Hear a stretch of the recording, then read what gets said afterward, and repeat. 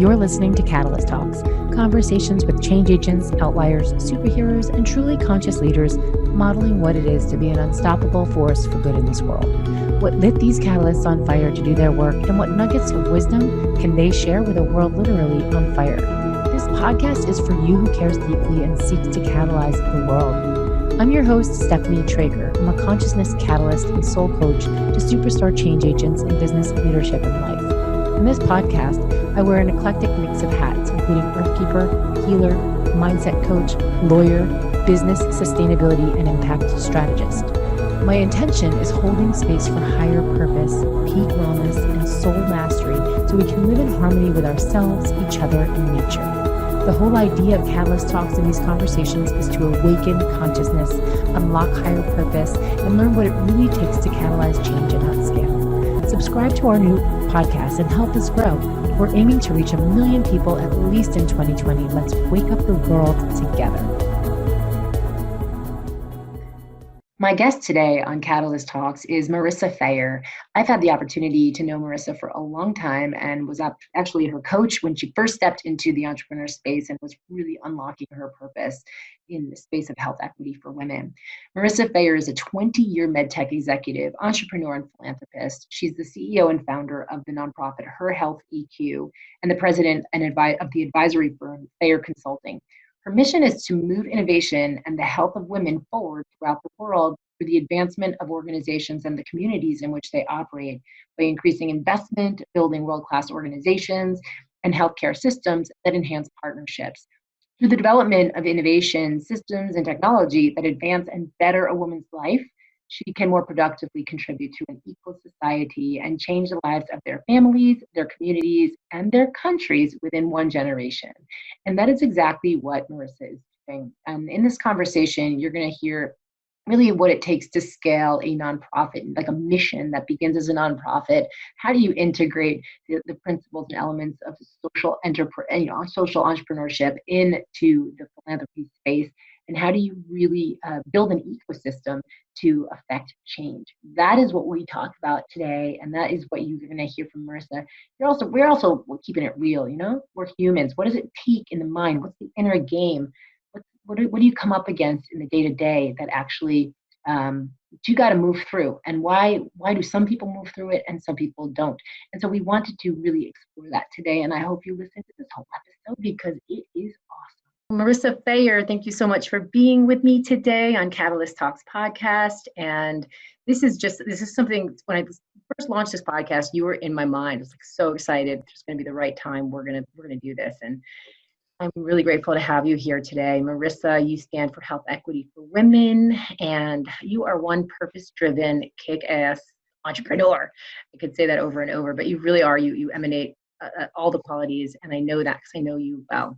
And so I would love to hear from you that moment, that pivotal moment where you just knew what your purpose, not only what your purpose was, but like how you were actualizing your purpose. Yeah, I mean, so it's great to be here. I'm really excited, but like everybody else, I probably didn't have a moment. It took a lot of coaxing, some of it from you actually, but I didn't know the full moment until I realized the impact and the impact it could really have, quite honestly. So, I realized that I always wanted to make a difference. I was in healthcare. I was working companies, and a lot of them focused on women's health. And, I just wanted to do more. I'm not a physician, so I can't touch patients directly. And there was always something in my heart that wanted to help. And I just, I kept searching for it. And I think the effort of searching for it led me to the point. But I mean, there was no one moment. I realized what I could do in one moment, but it didn't hit me, the impact of actually being a catalyst until much later, until I realized, I guess, the impact and the far reach of what I was doing for a much broader perspective. And so quite honestly, a conversation at a bar changed my life, but I don't think that was the moment that it hit me that I was really a catalyst for change. I just thought I was doing something good. Hmm. Well, it's interesting because as a catalyst, each phase of the journey, you realize, oh, I didn't realize I was going to be that person. I was going to be doing that, and so right, it kind of compounds on itself. So I want to know because a lot of people are searching for purpose or in that pivot because we go through ethics and they change. The way it looks or how you actualize. So I want to know that. I mean, yeah, I keep going to that moment, but when you were working in healthcare, you were working in med tech, and then what was your trajectory out of that? Yeah, I mean, I was planning to be the COO of a major medtech company, and that was my trajectory, and that's where I was going, and all the work that I was doing was leading towards that. But the moment that shifted was when I was having a conversation with a friend of mine while I was living in Costa Rica working at a medtech company. And what she told me, startled me and almost, blew me off my chair, off my bar stool, of course. And What was that? so Mhm. she was telling me that women were dying in this region in Costa Rica of breast cancer. And there was just, the only reason that they was because their mammography machine broke down and the government never replaced it. And coming from a company that makes mammography machines, I thought that that was the most ridiculous thing in the world. And I knew, being obviously in the industry and at that company, that we had equipment that was able to be deployed in a donation, able that was, even to be purchased at a low cost. So I worked with my company and facilitated a donation of a mammography machine down to this hospital. I mean, I had to dig a trench to make sure that the electrical wires were shielded well enough, and like there was a lot of background that had to be done. And I just I realized that there's a lot of other equipment that's sitting at both the company I was working with and at the time, and other medical device companies, and that there was this gap of people who were dying for no reason. This equipment was sitting there. It's like collecting dust in a warehouse, and it was that moment where I was just like, you know what, I could probably do something about this. And then years later, I realized that I can form a company around this, a nonprofit, and now a social enterprise around doing that, and then that catalyzed into my becoming, this big catalyst for health equity for women around the world. And I want to go into the big catalyst for health equity for women around the world. Let's go back Yeah. because you said, yeah, I could form a thing and I can just form an entrepreneur. That it just happened, right? So, like, what was in between Costa Rica and then doing consulting and starting a nonprofit? How did that all happen? Because um, a lot of people have ideas to do things, want to, or and they don't do what you did. So I want to know what happened inside of your mind and your heart, in your soul, that you did that, and how that all unfolded. So for me, I worked, at that company for many, many years. I worked with some other companies, and through series of layoffs and just seeing that I was just kind of done with corporate for a little while. I was burnt out. I was moving around the country. I was moving around the world, and I was very burnt out. And only later, and only now, did I realize that I was an entrepreneur, because I didn't love people telling me, what I had to do, and telling me that, it was just based on hours that you were in a day, not actually your output and the work that you did. So that was very defeatist to me. And so I left corporate life after 15 years. I started a consulting firm because I just, everyone's like, oh, you're great at what you do. And I just assumed that, okay, great, I'll get clients in 20 seconds. That didn't happen. I realized I had to work for it. And then I built up a very successful consulting practice that I still run today. But there was just still something missing. Like there was still something missing that like I was supposed to do. Like, was I just supposed to consult for the rest of my life and keep just going through the motions? And, whether you're working at a company or you're working for yourself, like it's still a job. And there was just something else. Like I was just missing a spark. And then, I kept thinking back to, I helped these women. I facilitated this. Like, this is a great idea. And I did some searching and realized like there's very few companies doing specifically what I did and what I facilitated. And specifically in the women's health space. So there are equipment donations that happen all the time, but a lot of it sometimes just fill up a container and drop it somewhere with no support. And I just found that highly ineffective. I'm an engineer. Like, we like to get things right. And I'm a process engineer. So like, I want to understand the entire process. And so about 3 or 4 years ago, I started HerHealthEQ. And thank goodness for my father being an attorney. He filed the paperwork. And then I did a lot of reading. Like, I never imagined starting a nonprofit. I didn't even know what went into it. I still barely know what goes into it years later. But I know what we're doing is the right thing. And I know that we're helping people, and helping women, especially around the world. And so that's kind of where the spark came from. That's what happened.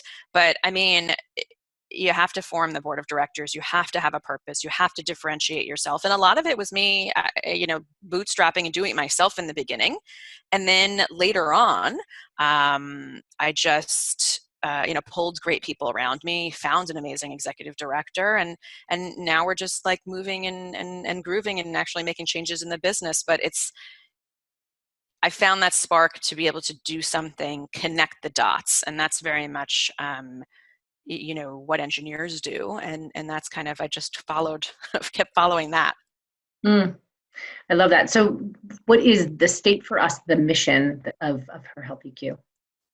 Yeah, so HerHealthEQ provides medical devices and medical equipment for women's health in developing countries. And so we focus on non-communicable diseases, which are cancers affecting women, diabetes, heart disease, maternal health.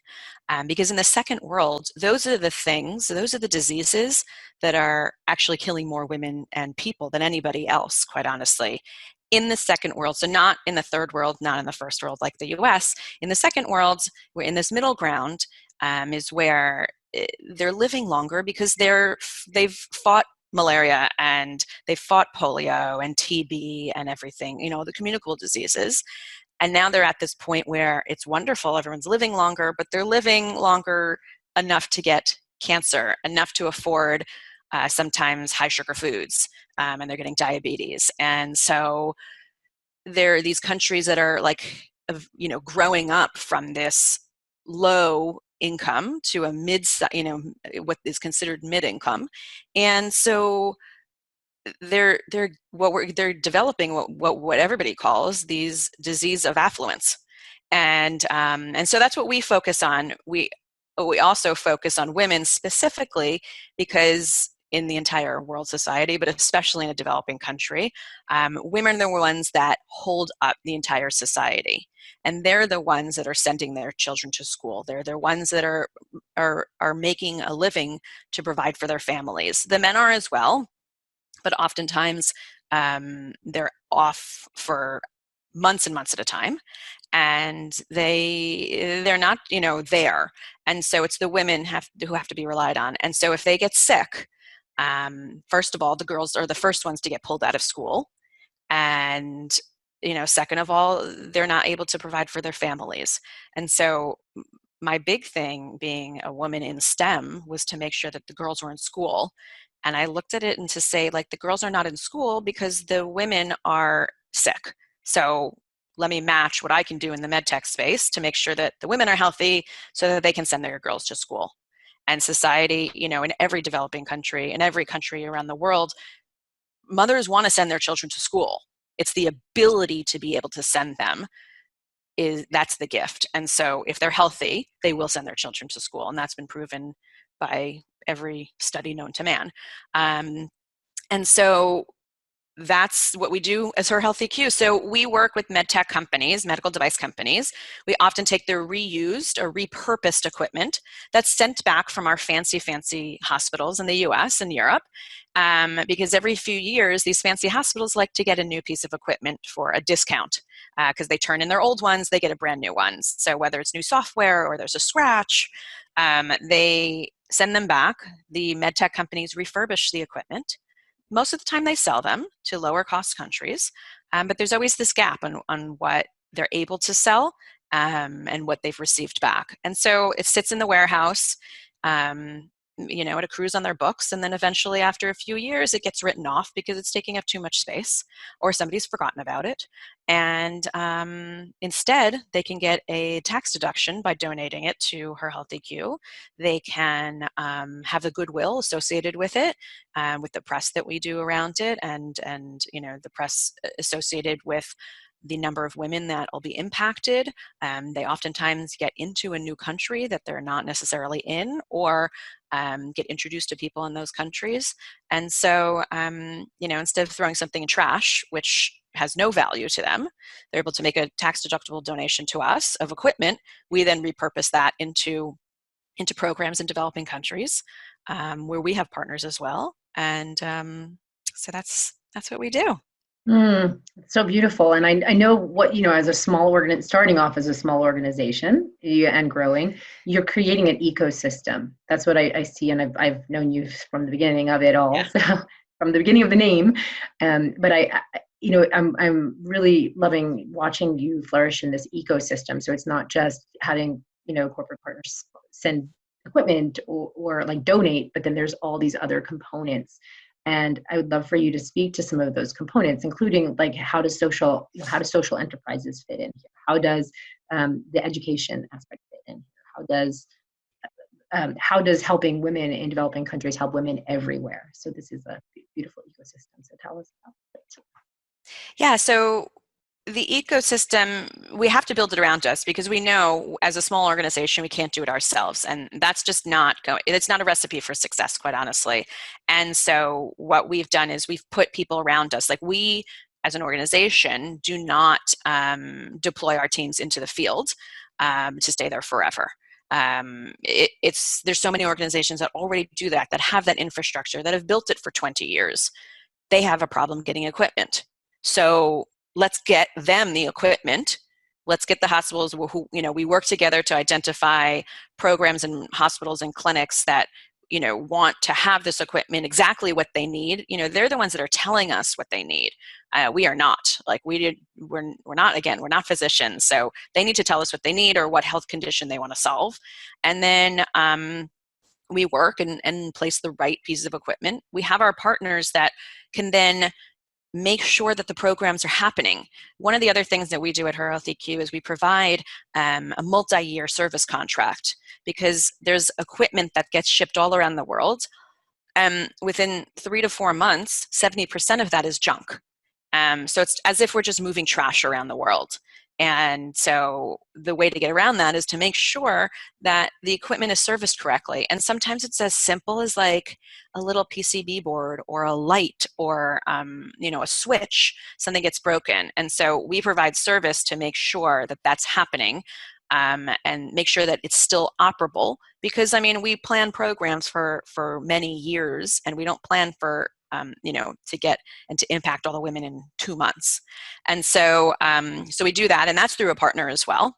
So we're putting more partners around us, and we have people there who are sending us quarterly metrics so that we know that the equipment's being used. Again, other partners. We have partners in government. We have partners in private sector. And then, and again, like even corporate partners such as logistics companies that it costs them no extra money to send 1 pallet of equipment on their cargo plane. They're already shipping the cargo plane. It's already full. They've made their money, and so they can donate space to us and handle the logistics.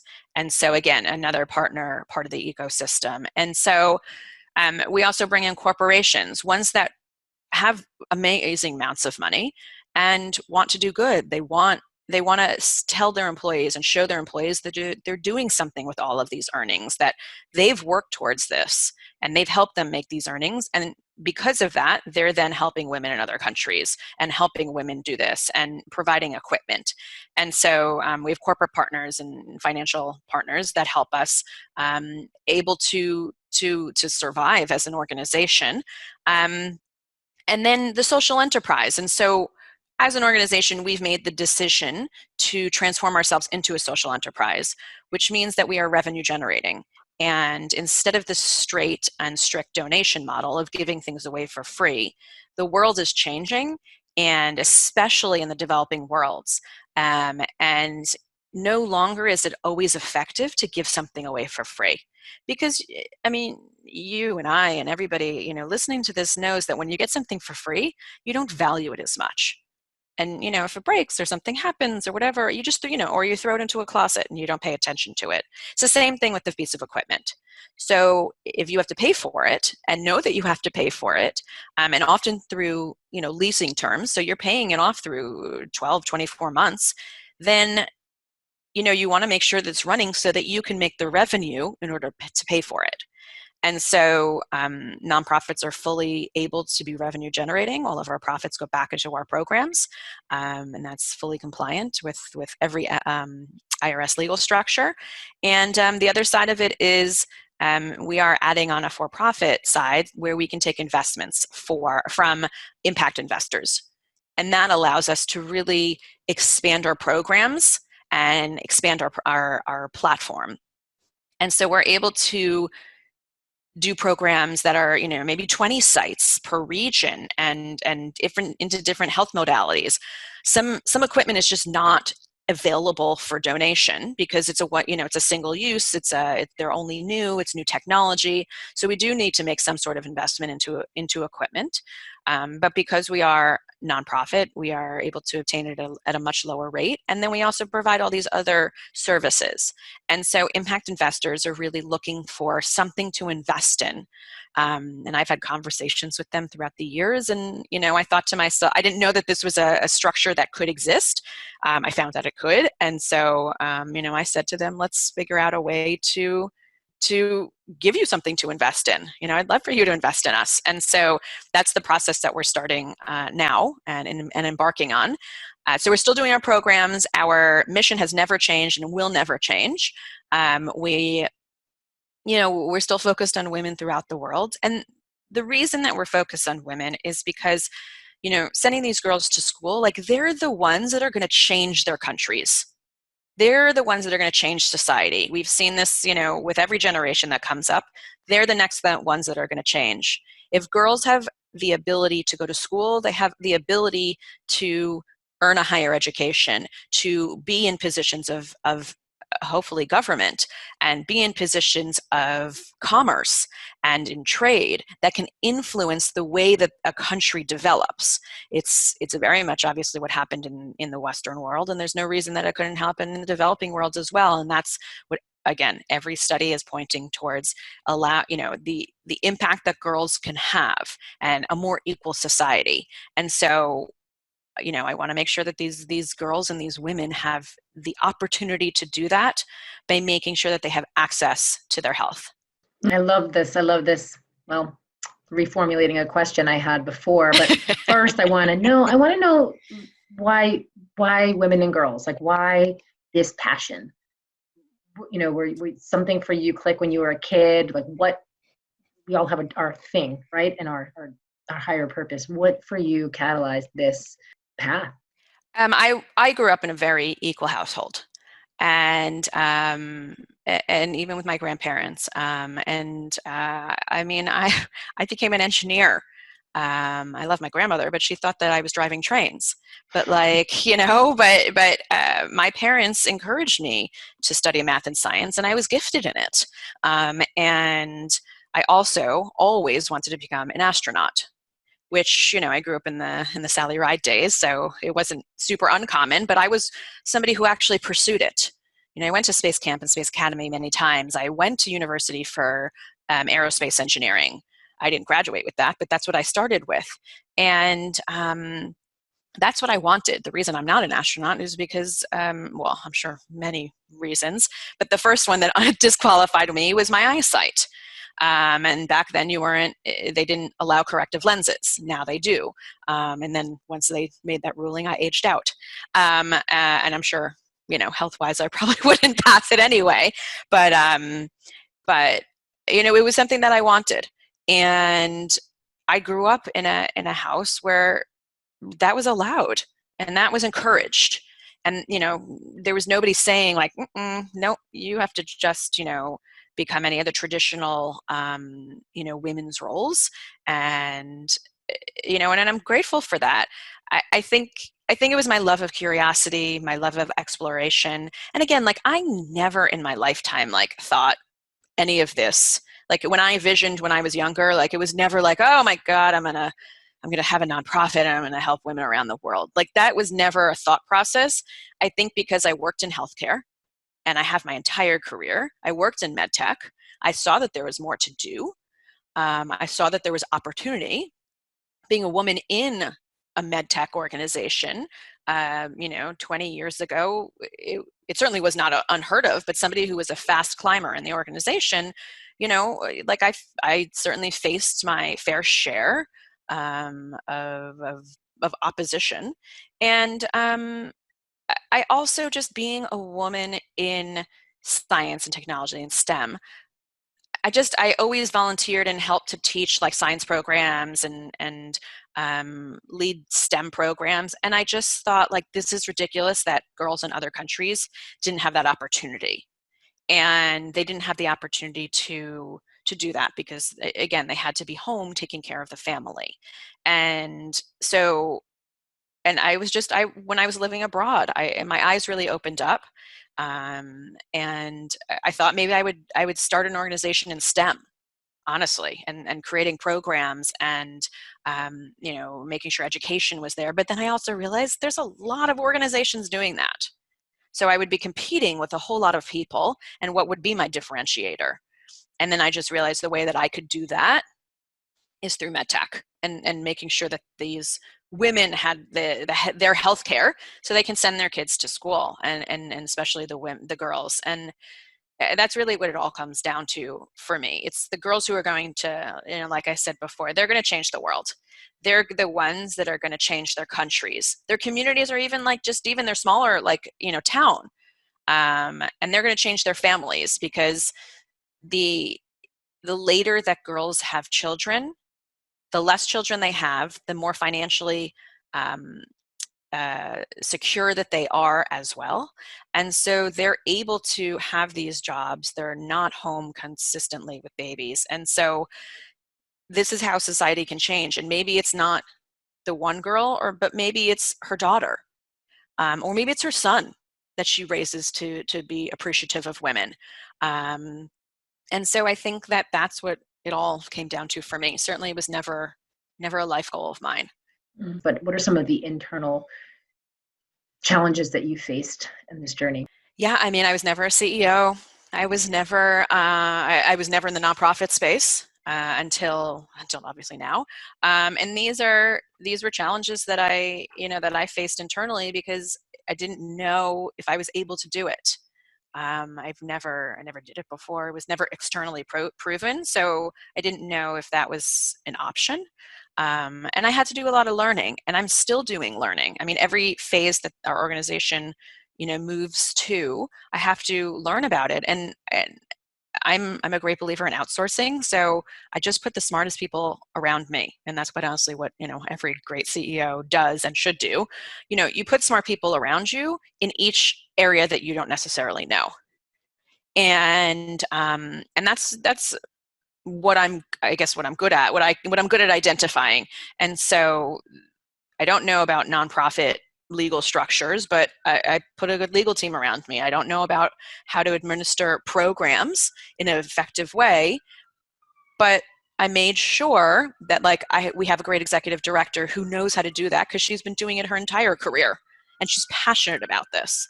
And so I just made sure that there's great people around me to get over those roadblocks and to teach me. Mm-hmm. And so that then I can teach other people eventually. And so, but I want to know more also about the inner game, so you also have a consulting firm and you do a lot more than there's again, the ecosystem within HerHealthEQ, but also the ecosystem of Marissa Fayer. So, right, what are some of the more vulnerable challenges that come up, because they come up for everybody, right? And so for the people, if you're speaking to somebody and you're inspiring them, they might be the next problem solver of something. What are some of the things that you want them to know that is, it's normal to feel, and you might have days that are, and here's what you can do about it? Yeah, it's normal to feel insecure. I mean, I feel insecure all the time. Like I don't, like I'm taking people on this journey, and is it the right journey? Is it the right process? Is it the right, way we're doing things? Is it, is it the best? And so insecurity is obviously a huge one. And it's also okay to like take a little break. I'm a serial workaholic, so I mean it's hard for me to say that, but I think you have to, and I try to designate when I can at least one day per week where I'm just not working, and I'm running a consulting firm, I'm running um, a nonprofit and social enterprise.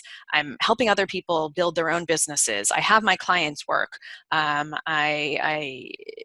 constantly developing content as well myself, and so. Um, you just have to take a break occasionally. And whether that's, going for a walk or traveling somewhere or sitting on your couch or whatever, like I think it's just a mental time to take a little break. And I was super resistant in the beginning to it. If I'm not working all this time, then I must be failing. Like every other entrepreneur is working a million hours. Like what's wrong with me? And then I just realized like the quiet is where the ideas come from. And that's why people say like you have your best ideas when you're sleeping. Yeah, because it's quiet. I know I have a lot of my great ideas at 5 o'clock in the morning when, I should still be sleeping, but unfortunately I decided to wake up. And I write them down and then hope to go back to sleep so I can get more great ideas. But I think like that's an important thing. But I mean, being an imposter in this industry, like that's something that you really have to get over. And quite honestly, just But take one wait, step pause at a there. time. But Yeah, pause there. What is get over? How do you get over? everybody's an Feeling- imposter. Mhm. Nobody knows everything. Steve Jobs, he felt like an imposter. He did amazing things. Bill Gates felt like an imposter. Like everybody feels like that because unless you know every single possible thing there is to know, you feel like an imposter. I know that there's smarter people than I am. I know that there's other people who can do this idea just as well. I know that. But you know what? They're not doing it. I am. And so you just have to just keep going, quite honestly. Like just make small effort and incremental effort and move it forward. And that's how it moves forward. Like you don't have to go from 0 to 1,000 in 10 days. You don't. You'll eventually get to 1,000. I'm not saying you should take your, sweet time, but I think that making effort and incremental change is how things get done. And, there's a saying, and for sure I'll misquote it, but, it's something where you just continue to take the steps, and those are the people who are successful. Once you stop, you failed. So just keep going. I mean, I see what this can become, and I have that vision, and I know I want to get there. I have no idea. I mean, I have a bit of an idea Mhm. how we're going to get there, but, and just my life in general, like I know how I'm going to get there. I don't know if all the pieces are going to slot into place. And if they're not, then I slot another piece into place. And I know what my vision is. I know what I want out of life. I know, where I want to go and be and do. But again, that also changes. And so it's the process of slotting all these other, like puzzle pieces into this mix where you make that life, you do the work, you continue to like go forward to something else and just continue the purpose. Mhm. And if you're continuing the purpose, you'll get there. And that's kind of the way that I feel. And so that's why I think it is okay to be an imposter. I think it is, quite honestly, I'm an imposter in the nonprofit space, and I'm probably doing better than most other people are because I'm not traditional. I'm not sitting back and saying that inefficiencies are fine. That's not fine for me. That's not how I, as a for-profit person, that's not how I was built.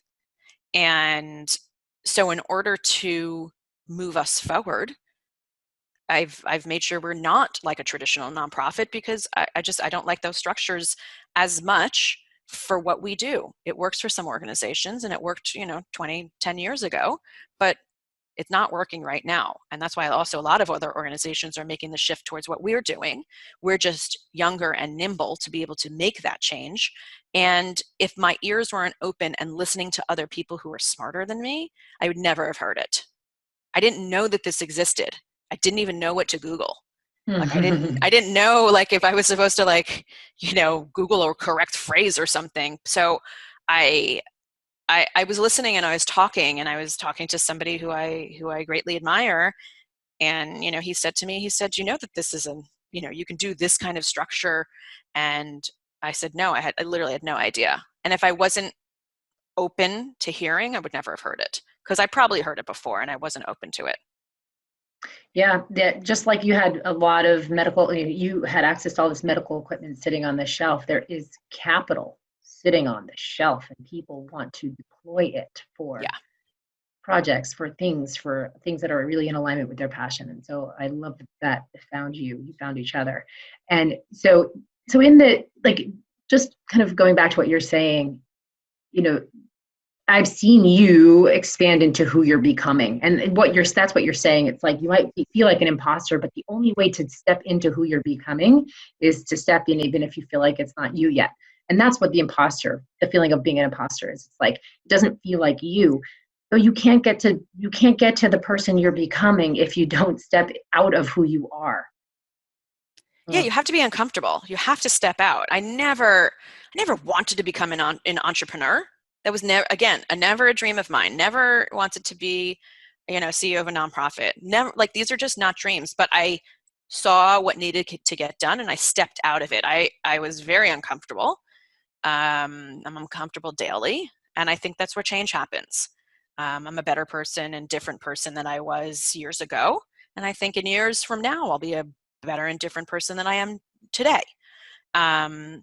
Because I stepped out and did something else and did something different. And like any other startup, it could fail, absolutely, or it could be amazing.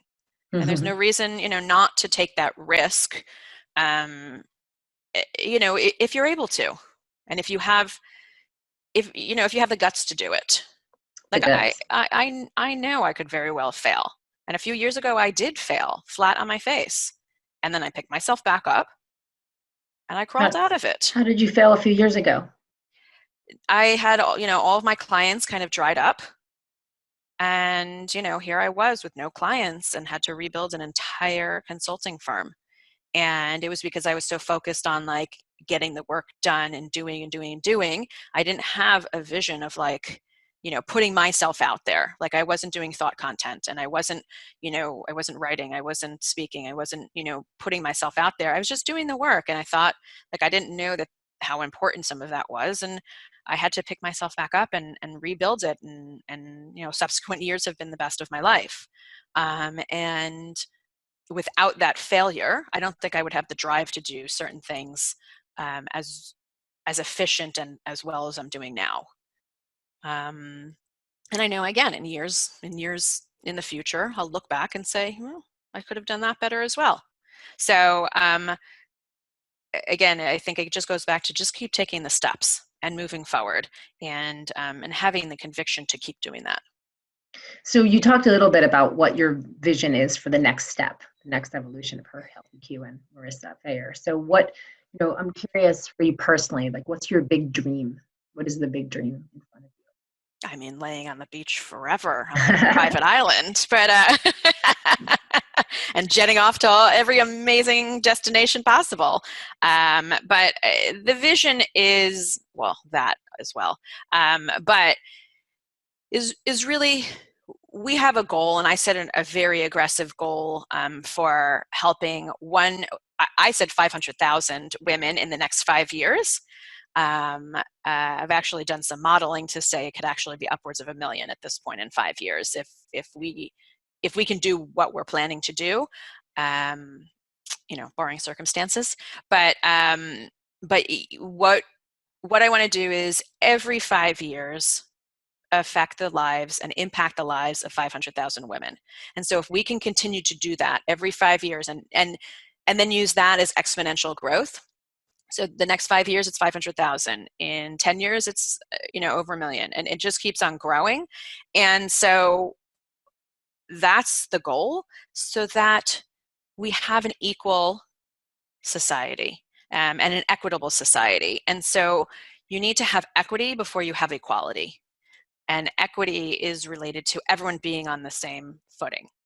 And so it's different in every other country. Equality means everybody's completely equal. And it's going to take a very long time to do that, but it's not going to take as long to be equitable.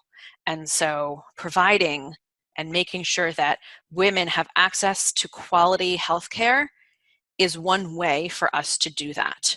And the healthcare and the quality of the healthcare, it's and exactly what that is, it changes for each region. What we have in here in the States is not necessarily applicable to a developing country.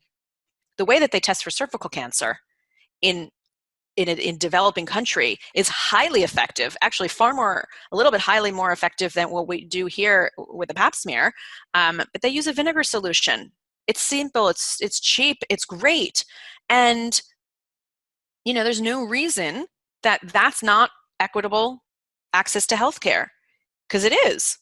But now they need to be treated for the cancer that they detect. And so that's kind of where we come in. And so that's my vision. My vision is we all live in a healthy, equitable society, so that we can work towards equality. That's the vision while I'm sitting on the beach, I hope. Or in some amazing Italian town. So I want you to, yeah, I'm with you, and I'm with you next to you. Yes. I want you to envision yourself in 3 years out into this vision, and you're there, and you're bumping up against an obstacle, because there are many, right? So you in 3 years, you're on this mission, and you bump up against an obstacle, and Marissa at the 5-year mark is giving you advice about how to move forward. Yeah, it's probably the same advice I'd give myself now. Leverage your partners, leverage people who know how to do what you need to do and what you want to do. There's a lot of smart people out there. I'm only one person. Leverage the partners, leverage the work that that has been done already, and ask for help. As an entrepreneur, the biggest gift I've learned is to ask for help. And I think it's true in every industry and everything that you do. Ask for help. It's not a sign of weakness. It's actually a sign of strength to be able to ask. And so what I would tell myself is ask your partners how this can get done. Talk to people and challenge it. I like to challenge the status quo. I don't like to just sit and do the same thing over and over. It's just not in my nature. So ask other people how it can be done in a creative way to make sure that we all can move forward. And I think that's how you break through any obstacle. I don't think there's any obstacle that cannot be broken through creative thinking. And it might not be what's done now, because that's the status quo. What needs to change to challenge that status quo so that there can be a change and you can break past that obstacle? Well, I was going to ask you if you had one more nugget of wisdom to share, and I think you just shared it. Perfect. Yeah.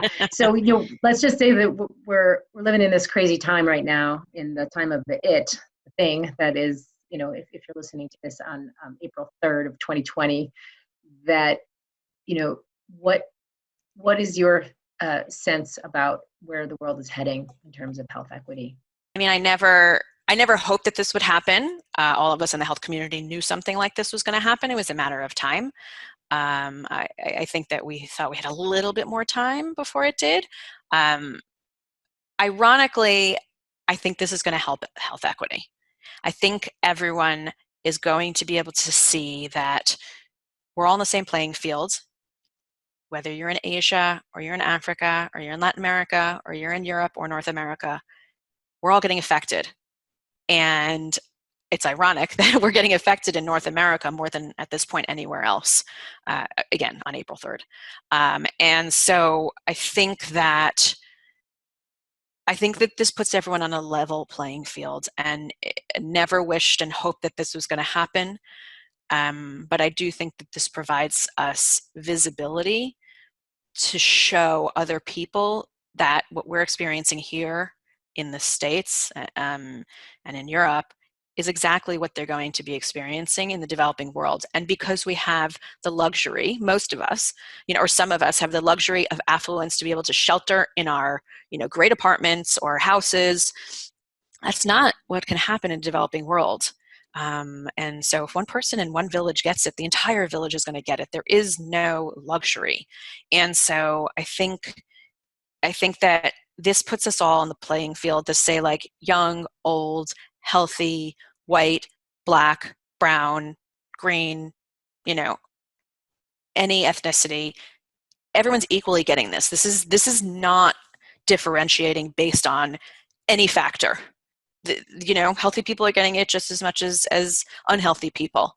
And I think that healthier people are able to battle it better. I think that I know that they're able to battle it better. And so we need to be able to make sure everyone's healthy for the next one and for the next many that are going to happen in this world. And with your health, you're able to battle anything that comes at you in a much better way and a much more equitable way. And that's why we're seeing a lot of younger and healthier people who are able to get it and then to battle it and survive it. And that's every disease. And so that's what I think it's showing us now, and that we're all the same. And that, when it comes back to maternal health or cervical cancer or breast cancer, everyone's getting it around the world. It does not differentiate who you are and where you live and what your socioeconomic status is. And so, that's my silver lining, and hope that is what comes out of this, is that people are kinder and everyone has a little bit more of a worldview instead of a very small centric view of life. Well said. Beautiful. Beautiful. Yeah. And I would just want to add to that. I feel like we're, because you said battling it, like we young people could battle it. And I feel like for the world, it's like we're battling this thing. And I just want to kind of drop the energy of, instead of battling it, like we're emerging from it, because that battle energy is what I think created this thing. And so just spreading that love of emerging from it, just like you get out there as an entrepreneur and as a catalyst, and you battle, like, I got this, I'm going to battle it. But really from here, from watching and just having the honor and blessing of knowing you, through a lot of this journey, I see you just as a woman who emerges. Thank you. Thank you for emerging with me here on Catalyst Talks podcast. Thank you. Thanks for having me. It's great. And everybody should listen. I love it. Thanks for joining us on this episode of Catalyst Talks. Stay tuned for what's up next, and please subscribe to our podcast wherever you listen. You'll find those links at catalysttalks.com. Join us as we continue this conversation on social media, and if you'd like to reach out to me privately, you can send me a message at stephanietrager.com. Your attention here means the world to me. Thank you, thank you, thank you.